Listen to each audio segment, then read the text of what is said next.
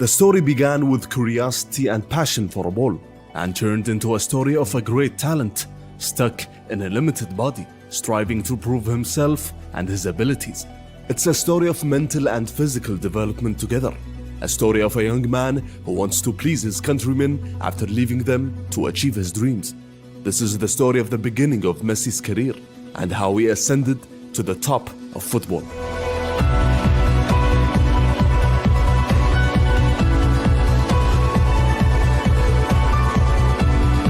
Immens Messi, encara Messi, encara Messi, encara Messi, encara Messi, encara Messi, encara Messi, encara Messi. Mamma mia, Leo Messi!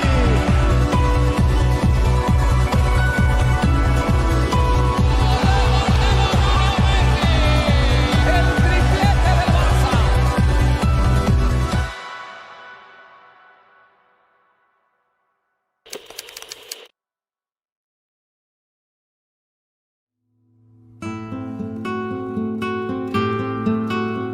In the province of Santa Fe, particularly in the city of Rosario, Lionel Messi started his footballing career at a very young age. He always played with his older brothers Rodrigo and Mateus, and at 5 years of age, he played with the local Grandoli youth team. And despite his age, you can already see his change of pace and great dribbling skills. And usually coaches at that level would emphasize passing the ball, but nobody taught that to Messi. Lionel played almost 2 years at Grandoli, and they won all their matches. And in every training session, Lionel was disciplined and reserved. Gonzalo Diaz, a teammate of Lionel at Grandoli, said that there were many talented players that played at the club, but they lacked the perseverance in training. His father Jorge had a say in this. His philosophy was simple: work hard, be persistent, and show humility, and you can achieve your goals. Jorge was also devouring his sons daily with VHS tapes of Maradona, and was Leo's second coach in Grandoli as well. The writer Guillaume Balaguer said in his biography about Messi that his father was his #1 idol. He was his mentor, hero, and he had absolute trust in him. Jorge was also the person who decided to transfer Leo to one of Argentina's big clubs, Newell's Old Boys. Lionel was a key part of what was later called the Machine of '87, an unbeatable youth side. ¿Apellido? Lionel Messi. El mejor jugador de la cancha, fuiste elegido por nosotros, ¿lo sabías? No. 2 goles hiciste, ¿no es cierto, Messi? ¿A quién le querés dedicar este campeonato? A mi papá, a mi tío y a toda mi familia, a todos los que me conocen. One of the players' fathers mentioned that Messi scored approximately 100 goals per season, which also meant that Leo had scored almost 500 goals with the team between 1994 to 2000. But there was an issue. At the age of 10, Lionel's parents decided to consult a specialist after the advice of one of Newell's directors. They noticed that Lionel was smaller than the other kids, as he was about 10 centimeters shorter than the average kid at his age group. They went to Dr. Diego Schwarzenstein in January of 1997, and the diagnosis took about 6 months to determine Leo's problem: partial growth hormone deficit. So Lionel had to inject himself every day with the biosynthetic growth hormone starting from January of '98. And it was not cheap. It costed the Messi family between $1,000 to $1,500 a month. Fortunately for his father Jorge, he worked for a state-owned steel company, so insurance covered the treatment's cost for the first 2 years. But Argentina's economy was collapsing in the late 1990s, and after the insurance stopped covering the treatment, Jorge was struggling to make ends meet. He went to Old Boys for support, as the club president Sergio Almiron sent funds to Jorge on a monthly basis, but the amounts varied.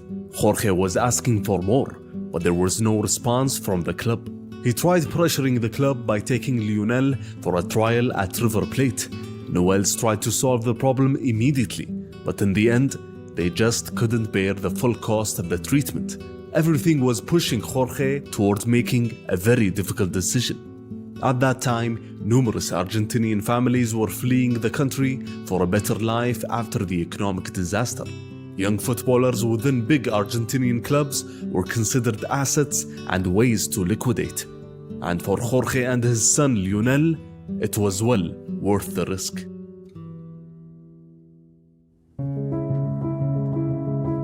After the trial with River, an agent called Horacio Gagioli was informed of Messi's talents. He had a relationship with the prestigious Catalan agent Josep Manguela, whom was very close to Barcelona and was responsible for Maradona's transfer to the Blaugrana in 1982. Horacio asked for tapes of Lionel from Jorge and sent them to Menguela's office. Then Menguela talked to his friend and then Barca sporting director Carlos Rexach and insisted on setting up a trial for Lionel. Jorge and his son Lionel flew to Barcelona in 2000 for the trials, and in each session, Lionel gave it his all and was impressive, but there was no decision from the club. When Rexach came back from the Olympics, he had the chance to see Messi at the end of his trial. He was convinced and thought that Barcelona had to sign the youngster immediately. But there were some doubts inside the club. No one wanted to bear the responsibility of a family that risked everything and left their home for this opportunity.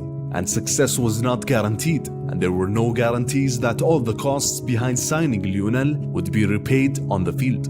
So Jorge and his son Leo went back to Argentina in the beginning of October after missing way too many school days. Many factors resulted in Barcelona stalling the signing of Messi.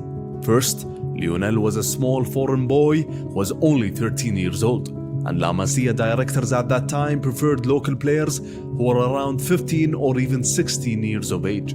Second, Barcelona had to find his father some work in accordance with FIFA regulations, which banned any signing of foreign players under 18 unless he was accompanied by a parent. Jorge also asked to live with his son in an apartment outside of La Masia's campus. Third, Barcelona was struggling with several first-team issues after their superstar Figo had left. So signing a 13-year-old foreigner was not one of their priorities, especially with all the costs attached to Messi from hormone treatment to private accommodation.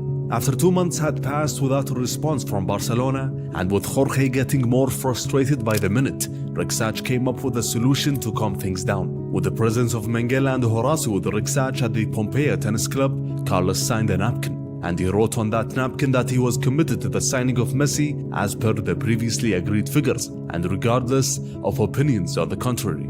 That last phrase is crucial, as it points to some board members who were against the idea of signing Lionel and all the various costs attached to the youngster. It was an important step before signing the first official contract, and in January of 2001, all parties agreed on the signing after President Joan Gaspar gave his final nod on all of Jorge and Messi's requests, including the hormone treatment. Jorge and Lionel took their first big step towards achieving their goals, but there were still some difficulties. Lionel broke his left fibula in only his second match, and when he came back 2 months later, he had an ankle injury straight away. And Leo's mother had to go back to Argentina, as living in Catalonia was proving to be difficult for his brothers and his little sister. It was a tough period for Lionel that made him rethink his future. Either he goes back with his family to Argentina, or split his family and stay with his father in Barcelona. But he insisted on staying and was determined to achieve his dream. Finally, the focus was back to football. In football and mental terms, Lionel was evolving very quickly in Barcelona's various age groups.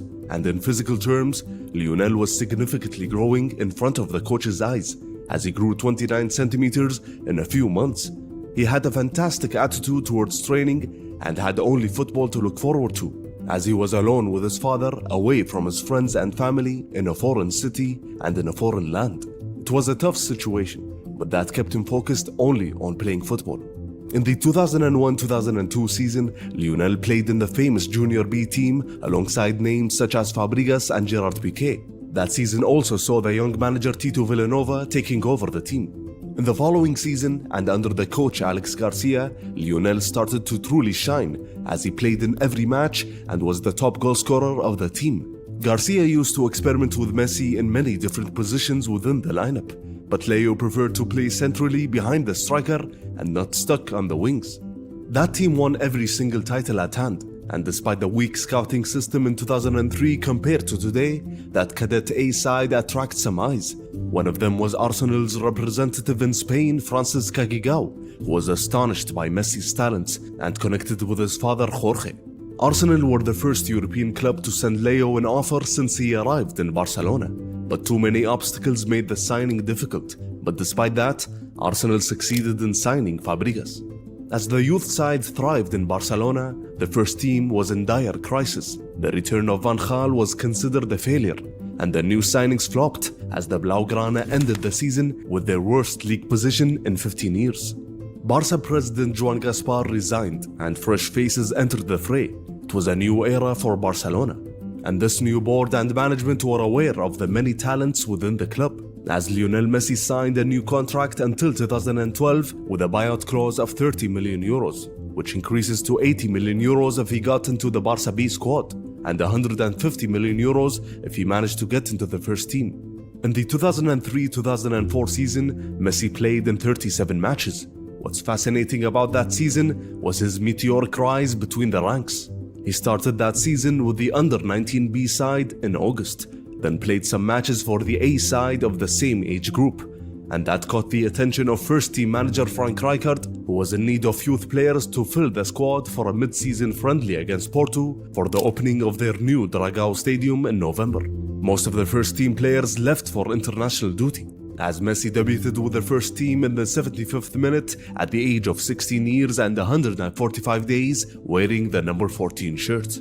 When he came back from that friendly, he immediately played with the Barca C side for the first time. 11 matches were enough to promote him once again to play for the Barca B side. In the final stretch of that season, Messi was alternating between all of these age groups, excluding the first team. Whenever any age group in Barcelona was struggling that season, they would ask Messi for support and to help them win, either by playing with players of his age or with players 4 years older than him, as was the case in the Barca B side, which played in the 3rd division of the Spanish league. His father Jorge recalls, "Suddenly we went from nothing to everything we had dreamed of." When Messi stopped his hormone treatment at 14 years of age, Barca staff made him a special training regime to focus on his physical strength and speed by increasing his lower body muscle mass, and the change was clear. But despite debuting with the first team at 16 years of age, Lionel had to wait a while before returning to Rijkaard's side again. That first team was restructuring under new stars like Deco, Ito, Ronaldinho and Xavi. That's why in the 2004-2005 season, Leo was a permanent starter for the Barca B side. Rijkaard was aware of Messi and talked to his father about his extraordinary attributes, but he wanted them to have some patience as he waited for the right time to use him. Leo started taking part in first-team training sessions, as Barca left-back Giovanni Van Bronckhorst said that Ronaldinho mentioned in Messi's first training session that he's going to be better than him. But the reality was that Messi was not ready. He played for Barca B, who played in the 3rd division. On top of that, he played in a 3-4-3 system as almost a second striker. And despite the insistence of the coaches on Leo staying on the wings, the Argentine loved to dribble inside with the ball towards the central areas. The specific role doesn't have a place within the 4-3-3 system that the first team used. It was also very rare in those days for a 16-year-old or 17-year-old to feature with the first team in official matches. But as days had passed and with each training session with the first team, the doubts started to disappear. And almost a year after his debut against Porto, Rijkaard subbed in Messi in the 82nd minute in a tough match against neighbours Espanyol. It was not a change to appease the fans and win them over. The Argentine was asked to impact the match. At 17 years and 4 months, Messi became the youngest Barca player at that time to play in an official match. Messi continued the season alternating between the first and second team. Despite being on the bench most of the time, he gained a lot of experience just by being around professional players, either inside or outside the pitch. Ronaldinho was one of the players that had a big impact on Messi, as he gained his trust quickly and became like a big brother to him, along with Deco, Silvinho and Motta. With Barcelona closing in on a league title, Messi got another chance as he came on as a substitute in the 88th minute against Albacete. With 2 minutes left, Ronaldinho found him on 2 occasions. The first was called offside, which seemed incorrect. On the second try, Messi succeeded in scoring his first of many goals for Barcelona.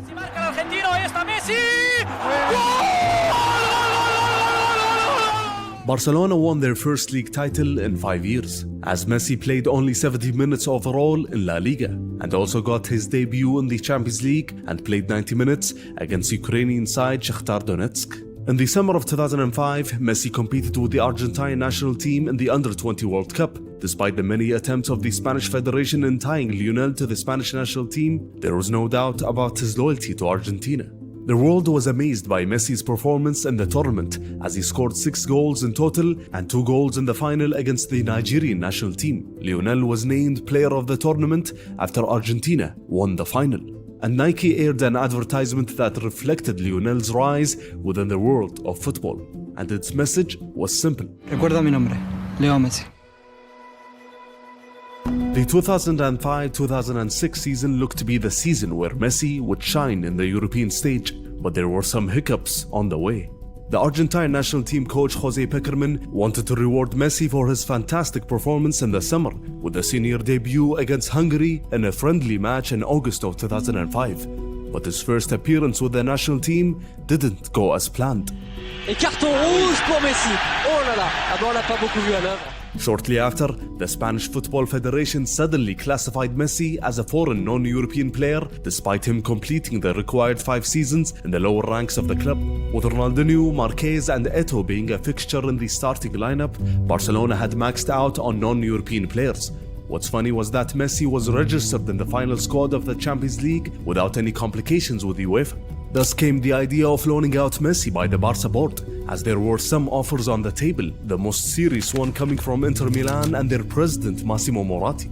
But one match changed all of these plans, which was the Joan Gamper Trophy against Italian giants Juventus. With the presence of big stars and under the guidance of legendary manager Fabio Capello, Rijkaard thought that this was the golden chance for Messi to demonstrate his talents. Cercano di bloccarlo, Cannavaro per sotto, numero da parte di Messi. C'è la trattenuta da parte di Balzaretti, Messi è andato via, manca Vieira, si ferma.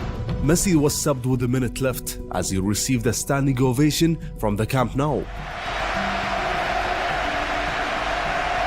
Capello was amazed and said after the match, Yo creo que nunca he visto un jugador con tanta calidad por la edad que tiene, con personalidad, velocidad, tiene todo, me encantó. Capello's words were important as it put Messi on the European map because Capello was not the kind of manager that gives compliments easily. And here came the official offer from Moratti. Messi's father Jorge discussed the offer with Laporta and mentioned that Inter were ready to offer 3 times Lionel's current salary. But Laporta managed to calm him down and told Jorge that Lionel was in the best footballing situation and the style at Barca suits him well and will help him develop in the long run. The issue dragged on for a couple of weeks and Messi was still unable to feature in La Liga. Despite Rijkaard still using him in the Champions League, the issue was complicated, but in the end, a solution was drafted. Messi signed a new contract with Barcelona, his 4th in the last 18 months. And finally, in September of 2005, Lionel acquired the Spanish nationality. And after missing 6 matches in the league, Messi was finally ready to participate. Messi quickly took Juli's place on the right of the trio up front and surprisingly started the Clásico at the Santiago Bernabeu as Barca won by 3-0 against Madrid. He scored his first Champions League goal against Panathinaikos and scored his first league goal that season against Racing in a way that would be repeated many times in his career. Every goal's a gem for Barcelona. And in December he won the Golden Boy Award, beating Wayne Rooney by a big margin. Digging deeper into the archives of the season, we can notice Messi's talents at only 18 years old. From that age, he had the ability to change his pace quickly, dribble past numerous defenders in seconds, was always direct in his playstyle, and always looked to attack and score.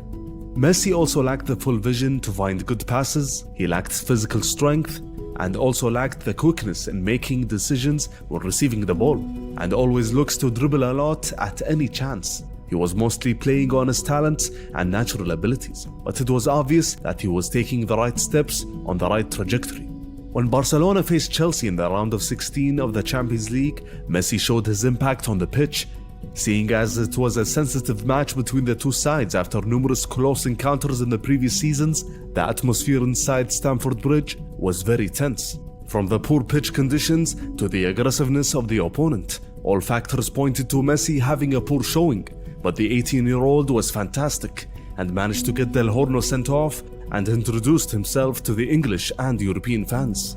I get the feeling that he learns this game a bit more, he'll be unplayable at times. Barcelona drew the second leg, but it came at a cost as Messi had torn his thigh muscles and was out for a few weeks. He came back to training a week before the semi-final first leg in the Champions League, and was eager to quickly come back, but that eagerness had caused him to injure his thigh muscles again. Following that, Messi was back in training 2 days before the Champions League final, but Rijkaard and his assistant Tenkat thought that Messi was not ready. That decision was devastating for the Argentine, but the truth was that Lionel failed to understand the limits of his body and watched as Barcelona won the Champions League final from the stands. Initially, Messi refused to celebrate with his teammates, but he eventually came out of that dark place and had some fun with the team. Silvinho mentioned that Messi had told him in the locker room that he could never play in a European final in the next 10 years. That was Messi's mature mindset from that young age. Barcelona won the league and European double, as Messi played in 25 matches in all competitions and managed to score 8 goals. What's more important than these goals was his impact on the pitch at that young age.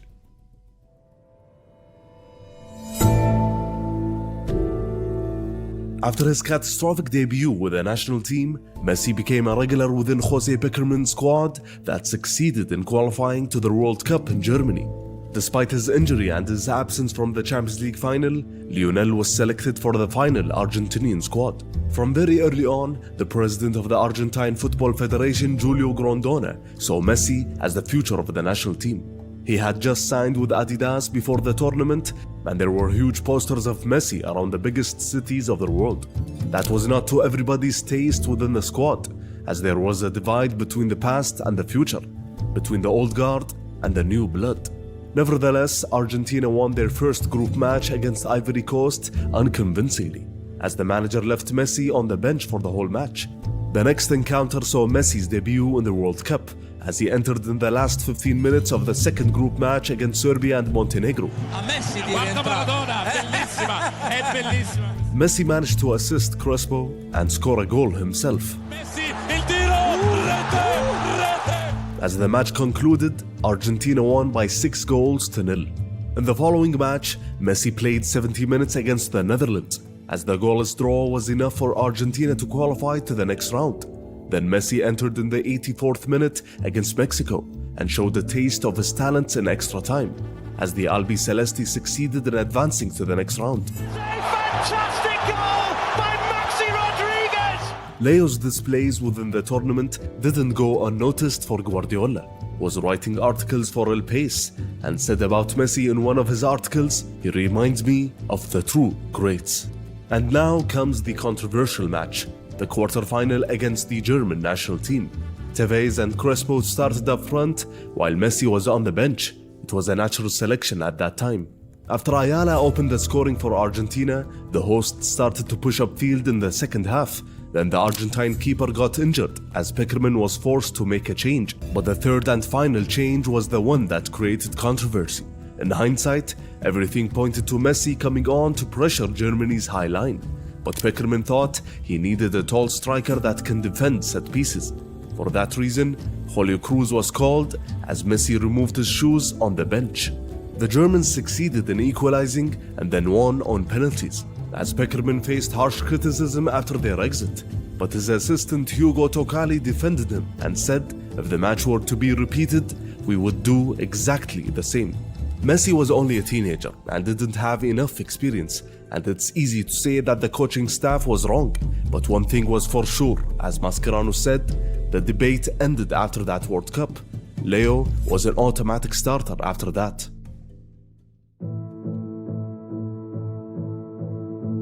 Despite the success of last season, there were some internal issues brewing within Barcelona's dressing room.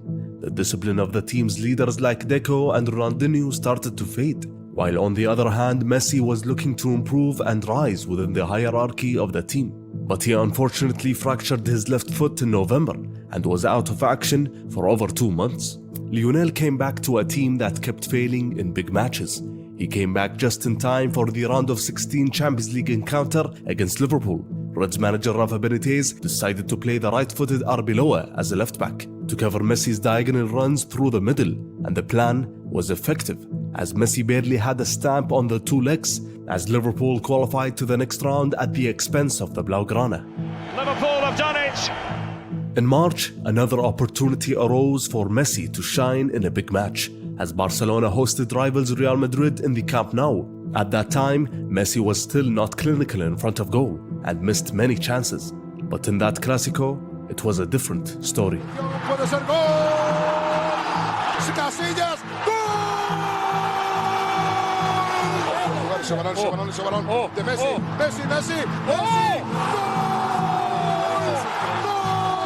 Despite the ineffectiveness of Ronaldinho and Eto'o being subbed at halftime after Oliveira's red card, Messi led the team and scored a hat-trick to earn Barcelona a precious draw, a landmark match for the young Argentinian. Samuel Eto'o said after the match, "For me today, Messi is above any other player. He has an extra gear." When we look closer into Messi's minutes within the season, we can notice that he still played as he always does, trying to take on defenders. If there's four of them in front of him, he's prepared to take everybody on. Dribbling. After a brilliant piece of skill from Lionel Messi. Great change of pace. Messi, brilliantly away from Garrido. What was missing that season was some end product because of his deep positioning when receiving passes on the right side of the pitch. Alves again, sticking tight to Messi. Although his physical development was obvious. Well, the hold off Daniel Alves, Lionel Messi. Messi was rewarded with a new contract in March of 2007 and managed to show his great ability in dribbling once again in the Copa del Rey semi-final first leg against Getafe. Para Messi, Messi, Messi, Messi, Messi, Messi, Messi, Messi, immens Messi, encara Messi, encara Messi, encara Messi, encara Messi, encara Messi, encara Messi, encara Messi, encara Messi, encara Messi, encara Messi, encara Messi, encara Messi, gol, gol, gol, gol, gol, gol, gol, gol, gol, gol, gol, gol, gol, gol, gol. Fans started to seriously think of an answer to the question, can we survive without Ronaldinho? And the answer, as Messi demonstrated, may be yes. But despite the brilliance of the goal, Rijkaard advised Messi to not take on defenders all the time. He had to pace himself and make the difference in the final third. And since that goal, defenders around the league started to tightly mark Lionel. But Barcelona were in danger of ending the season without a title after Rijkaard decided to not play Messi in the second leg against Getafe, given that Barca won the first leg by 5-2. But the Blaugranas suffered a humiliating loss by 4-0, which kicked them out of the competition. In the league, Barcelona entered the penultimate match against Espanyol with the La Liga title within their hands. And despite Messi's fantastic performance, which included him scoring 2 goals, one of which was controversial. Lionel absolutely handles this. It cheated and it succeeded. Barca failed to seal the match after a dramatic draw against their neighbors, which resulted in Madrid clinching the title after their win in the last match. In terms of numbers, this was considered Messi's best season yet, as he managed to score 14 goals in La Liga and 17 goals in 36 matches in all competitions. But in terms of achievements, and apart from the Supercopa, Barcelona ended the season without a title, and getting rid of Ronaldinho and Rijkaard was considered.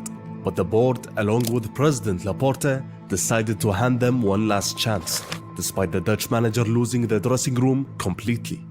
Messi joined the Argentine national team to compete in the 2007 Copa America tournament in the summer. 14 years after their last major title in 1993, Argentina entered this iteration as favorites. There were no doubts that Messi was one of the main key figures of the national squad.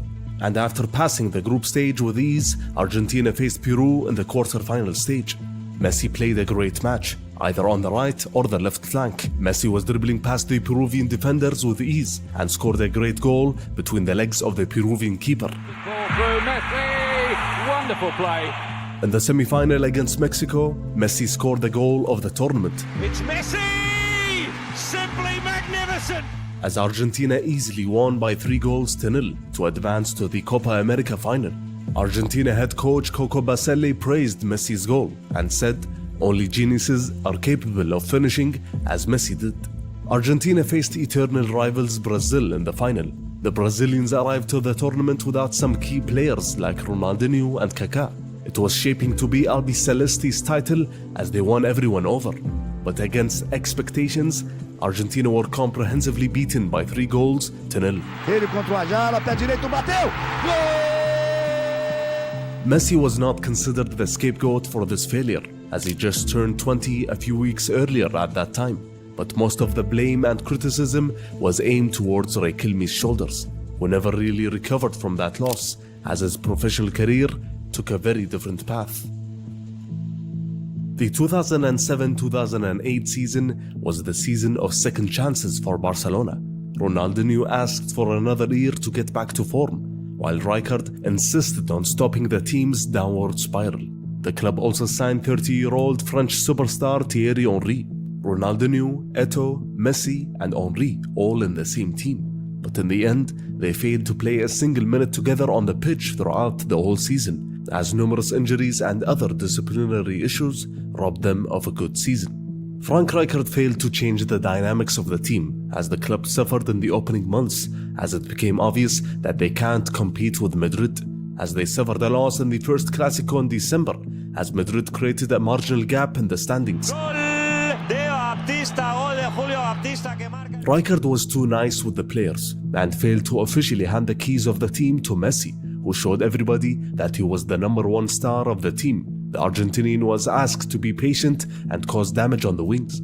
While Messi was turning from a teenager to a man, his body started to negatively react with these drastic changes.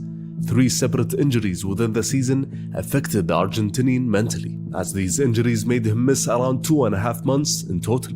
He was putting too much pressure on his body throughout the season, just like he did when he was a kid. He also came back from injuries way too soon, and his diet was not helping as well.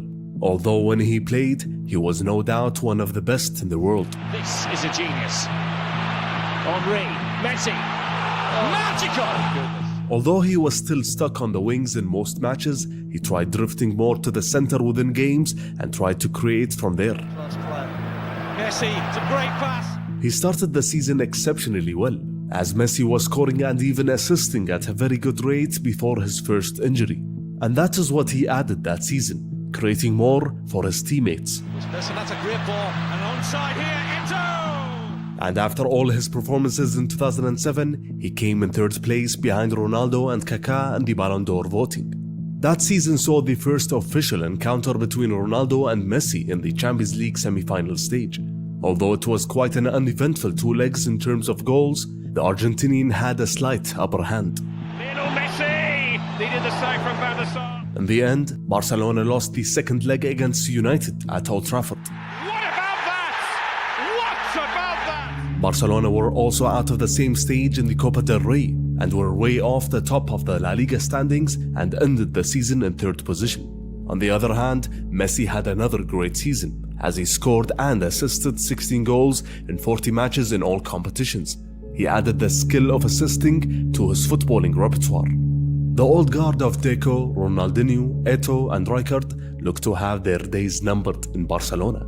But despite that, we must not forget Rijkaard and Ronaldinho's influence on Messi.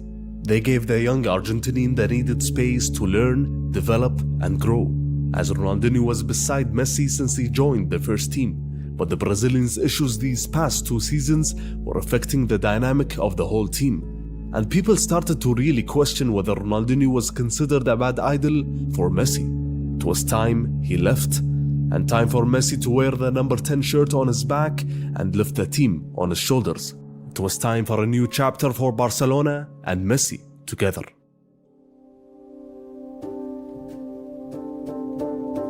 In came a young Pep Guardiola to take over managerial duties at Barcelona, and with him came some stern changes, as both Ronaldinho and Deco were sold, while Eto'o was on the transfer list. But the Cameroonian proved himself to the new manager with his professionalism and great form within the friendlies in pre-season. It was the first time Leo had gone through this type of an overhaul within the first team, especially as it included the departures of some of his close teammates. Messi respected Guardiola's history as a player, but there was some skepticism around his non-existent experience as a first-team manager. Pep had to win Leo over, but his attempts in the beginning were tough. Within the preseason, Guardiola found it hard to communicate with Leo. He was already a man of few words, but there was something that was annoying him. It turned out that Messi wanted to compete in the Olympics that summer, but the problem was that it coincided with their 3rd-round qualifier for the Champions League. And Pep showed to be a very demanding coach and meticulous with his clear ideas, and needed that time in preseason to build his team, and that meant that Messi was staying with the team. The issue dragged on for a few weeks, when eventually Pep decided that the best thing to do was to let Messi leave, just to make sure he knew that he was at his side. Messi joined his Argentinian teammates to participate in the Summer Olympics and managed to get revenge on their rivals Brazil in the semi-finals after winning by 3-0. It's there, it's 3-0, and surely now it's game over. As Messi finally got to say goodbye to his big brother for the last time, Messi and his teammates went on to win the gold medal after their tough win against the Nigerian national team in the final. While Messi was gone, Barcelona successfully qualified to the group stages of the Champions League, as Messi was back just in time for the beginning of the La Liga season. Pep's start with the team was not good in terms of results. But behind the scenes, the squad was confident in Pep's new methods after participating in several quality training sessions. It was a matter of time before these methods would translate and manifest into positive results on the pitch. Pep demanded discipline from his wingers, as Messi was given freedom to drift inside, but also had many defensive duties assigned to him. Messi quickly bought in with the coach's demands as he saw the results of his tactics on the pitch. Pep had also brought with him dietitians to the club in order to improve the output and to prevent injuries. As Messi struggled with injuries the previous 2 seasons, he hardly got injured within Guardiola's reign. As the Barca youth system taught him how to play within a team, Rijkaard gave him confidence, and Guardiola added some order to his life. And all of this resulted in a player with unlimited potential. Puyol, here's Messi, running at the Atletico Madrid defence all the way! Messi just brilliantly round long. Here's Lionel Messi. Oh, wonderful! Absolutely wonderful! Central position. Messi can finish off Real Madrid. Messi! Goal! During Pep's first season, Messi played most matches on the right wing. But because this new and improved iteration of the Blaugrana liked to press the opponent high up the field to keep possession of the ball, Messi found himself in numerous scoring situations, as the Argentinian received the ball in very advanced positions. To Messi and it's in! Messi on the turn, looking for the room, finds the room and finds the corner. Messi managed to score 16 goals in all competitions before January and matched his goal tally of the whole of last season. And when we look closer at Messi's minutes throughout the season, we notice better overall strength to keep possession of the ball in his numerous dazzling runs coming from the right-hand side. Although he took many penalties the previous season, he took some pressure ones that year, like the winner away against Catalan neighbours Espanyol in the dying minutes. You never doubted him, and Barcelona have won the Catalan derby. His finishing went up to a whole new level, not only because of his good positioning and new tactics, but because of his various ways of finishing. A right-footed half volley, Brilliantly taken by Messi! a volley under pressure from several defenders, Messi! Wonderful finish! dribbling while balancing and shooting in one sequence.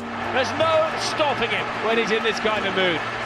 The whole team clicked and were unstoppable. They had stormed the league, and in the Champions League, they managed to score 4 goals and a half against Bayern München. Messi scored a brace and assisted another, as Messi came in second position behind Ronaldo and ahead of Torres in the Ballon d'Or voting. As the Blaugrana reached the semi-final stage of both the Copa del Rey and the Champions League, Barcelona had to go to the Santiago Bernabeu to face Madrid. They were in their best form under the manager Juan de Ramos and just 4 points away from the league leaders Barcelona. Pep wanted to go there and win, and he had a brilliant idea. He sat with Messi and showed him some footage of Madrid's central defender's position. He believed if Messi played centrally up front, he would have a lot of space to attack the defenders because he would drop deep and the defenders would not know what to do, while Henry and Eto'o would stay on the wings, waiting for the moment to attack behind the defense. And that's how Messi got a taste of the false 9 position, as the plan worked perfectly.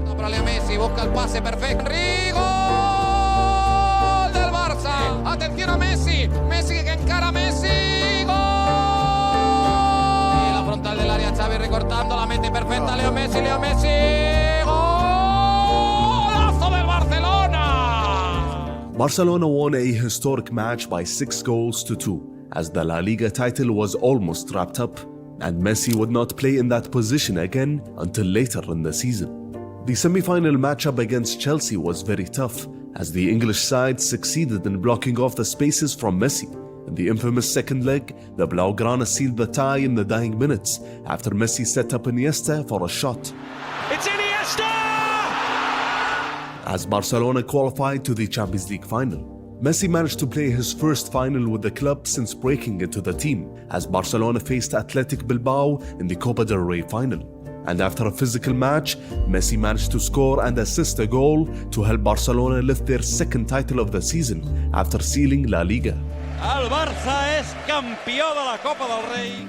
The Champions League final was upon them. This time, Messi would feature unlike the 2006 final in Paris. Lo dije durante toda esta semana. No pude disfrutar jugando la final de París, por eso tuve la oportunidad de hacerlo ahora y creo que en lo que va de mi carrera es el partido más importante que voy a jugar. The final was also considered a rematch between Ronaldo and Messi, as Sir Alex Ferguson said before the match that without doubt they are the best two at the moment. They've had fantastic seasons. Several English media outlets kept publishing a stat of Messi before the European final, which focused on the Argentines' failure in scoring against English teams, but Lionel was ready to accept the challenge. Pep entered the match with a similar setup as the Bernabeu encounter, as after 10 minutes had passed in the final, there was a switch in the lineup as Messi moved to the center. United were surprised by that switch as Eto'o managed to score the opener.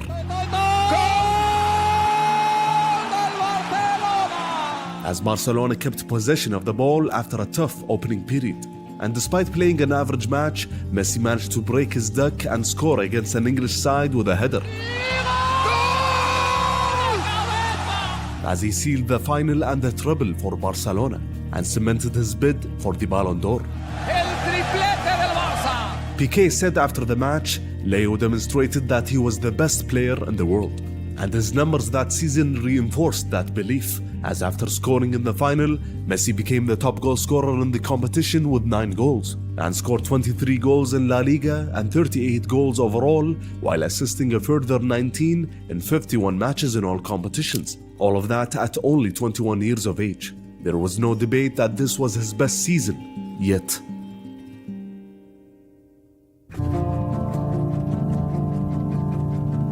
Pep said in the beginning of the season, I decided Leo was going to play regularly down the middle. And with that quote, and because Eto'o didn't fancy playing on the wings, the decision to sell was official. Messi's tactical role was clear for the new season. But how did Zlatan Ibrahimovic end up at Barcelona? Eto'o refused to go on loan to Valencia and said yes to Inter Milan. Moreover, the technical staff at Barca were fans of the Swedish striker, so the deal was set. Eto'o left for the Nerazzurri plus 46 million euros, and Zlatan came the other way. Guardiola decided to implement the classic Dutch 4-3-3, which usually has a forward capable of holding the ball like Zlatan Ibrahimovic. But for that lineup to work, Zlatan had to establish an understanding with his colleagues on the pitch, especially with Leo, who liked to come from the right and occupy those central areas. But unlike Eto'o, who pushed defenders deep into the box, Zlatan liked to receive the ball outside the penalty area. It was destined to be a tricky season given this predicament. But there were no such issues in the beginning, as Barcelona started the season strongly, as both Zlatan and Messi were scoring goals and helping the team win matches. With the UEFA Super Cup and the Supercopa España in the bag, they had one title left to complete the sextuple, and that was the Club World Cup in December.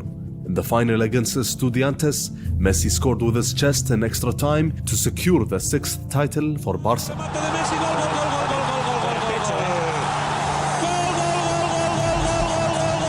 After he came in 3rd position in 2007 and 2nd position in 2008, Messi won the Ballon d'Or in 2009 and also won the FIFA Player of the Year award, which was exclusively voted by international managers and national team captains from around the globe. Despite the individual accolades, Barcelona started the new year with a couple of blips as they crashed out of the round of 16 of the Copa del Rey against Sevilla in January. And despite the positive results in the league, Guardiola studied Messi's performances closely, especially when he failed to score and impact the game in 3 consecutive matches within the month of February. The 3rd match of the series was the round of 16 encounter against Stuttgart, which saw Barca draw 1-1 in Germany. Pep noticed Messi's preoccupation with defensive duties against an attacking fullback from the German team and had little impact from the wings as well. And when he decides to cut inside, Barcelona would pay the price defensively. For that reason, Guardiola decided to play Messi in the false nine position in the return leg, with Pedro and Henry beside him, as Barcelona won by 4-0 with Messi scoring a brace. For years, Messi was waiting to be played in this position consistently. Circumstances pushed Pep to take the decision, despite Zlatan's presence. The Swedish striker didn't do anything wrong. He was on a great scoring run and was still starting most matches in the league. But despite his effectiveness on an individual level, he was still not the best option for Barcelona. An example of this complicated matter was the quarter-final matchup against Arsenal. Zlatan started the first leg at the Emirates Stadium, and despite him not clicking with his teammates, the Swede managed to score a brace as Barca left London with a thrilling draw. Zlatan Ibrahimovic, 2-0. Pep resorted to his secret weapon and played Messi in the middle again, and what happened will be cemented in the history books.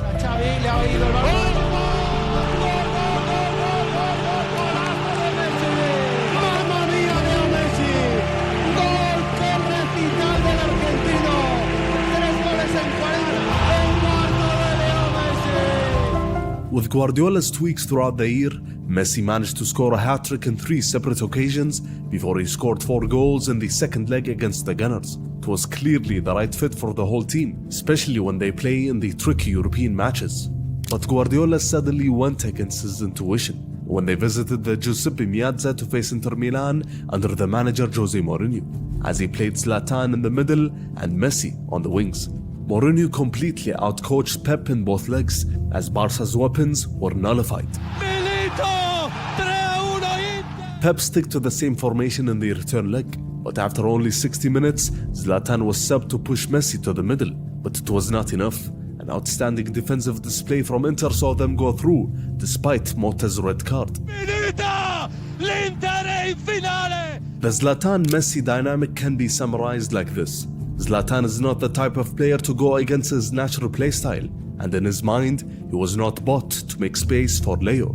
As Zlatan said, it is like you bought a Ferrari, but you are driving it as if it were a Fiat.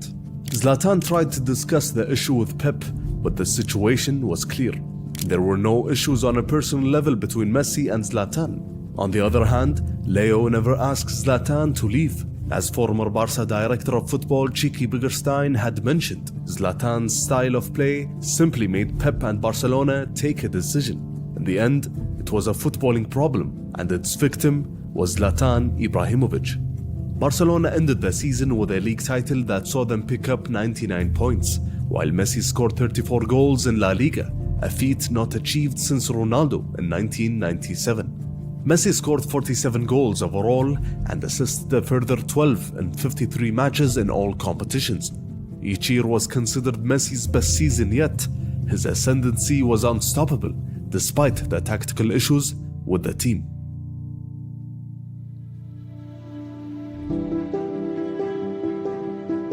By that time, Messi's international career with Argentina was considered somewhat successful. An under-20 World Cup champion in 2005 and a gold medalist in the 2008 Olympics. Despite the disappointments of the 06 World Cup and the 07 Copa America, Messi wasn't considered the main protagonist of the team or the man that would bear all the blame. But with the arrival of the 2010 World Cup and with his numerous achievements both on an individual and team level with Barcelona, there was no doubt that he was the #1 star of Argentina. In the middle of the World Cup qualifying campaign, the Argentine national team suffered under coach Coco Basselli. Diego Maradona singled out Messi as the sole reason for the poor performances. Diego slowly created a general mistrust of Messi in the minds of the average Argentina fan who worshipped Maradona. After the 1-1 draw against the Peruvian national team in September of 2008, Maradona said, "Sometimes Messi plays for Messi. He has so much arrogance that he forgets about his teammates." Pressure was absolutely mounting on Messi as he replied to Maradona's critique and said, "I'm used to Diego speaking out. We all know what he is like." But Maradona didn't stop talking, and as the national team kept suffering under coach Coco Basselli, The federation thought that the best way to shut Maradona up was to put him in the hot seat and coach Argentina. So in October of 2008, Maradona was appointed Albi Celesti manager. With no coaching badge and a total of 3 victories within 2 stints as a manager in the 90s, Maradona found himself coaching one of the best talents in the 21st century.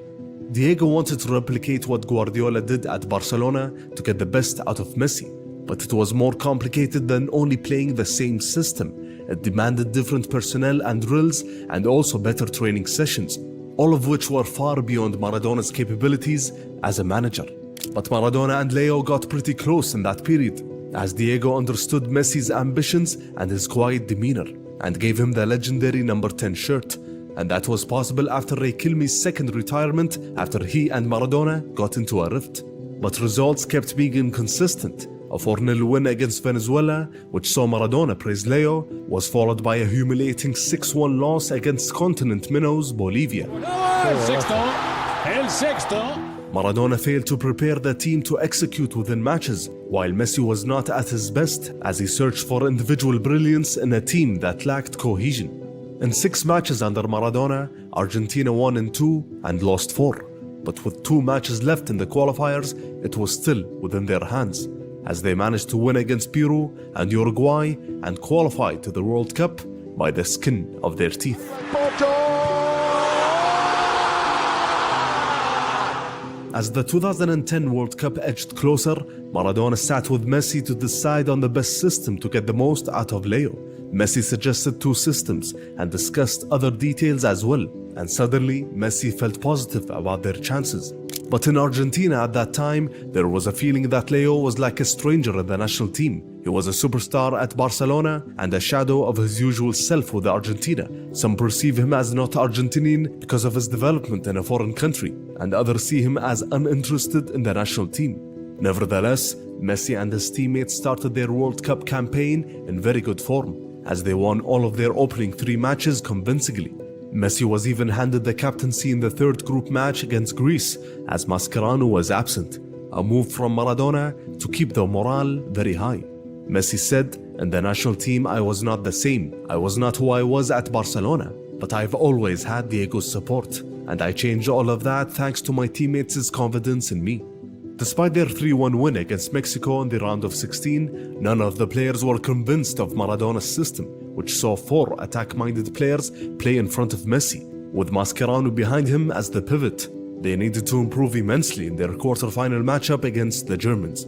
But in their first big match of the tournament, Argentina collapsed and gave up 4 goals to a clinical German side. Messi scored 47 goals with Barcelona that season and ended up without a single goal in 5 matches at the World Cup. Messi off the frame! Under the manager Maradona, Messi had only 3 goals in 16 matches, one of his worst stretches ever with the Argentine national team. And despite the tactical, managerial and individual issues within the team, the criticism back home focused on one person, and that was Messi. Because he failed to lift an average team by himself to win the World Cup. And why not? Maradona had done it in the past. These were their views. Why doesn't he celebrate with enough passion? If he was earning euros, he would have played better. He is arrogant. He is autistic. These were the things that were said and written about Messi in Argentina. And Messi had never seen a backlash like this in his young career to this point. And the question now was, how can he come back from these recent disappointments? Are we sure that he's destined to be one of the best in history? Or were these last few years only a blip? Only the future holds the rest of the story of how Messi ruled Europe and then the world.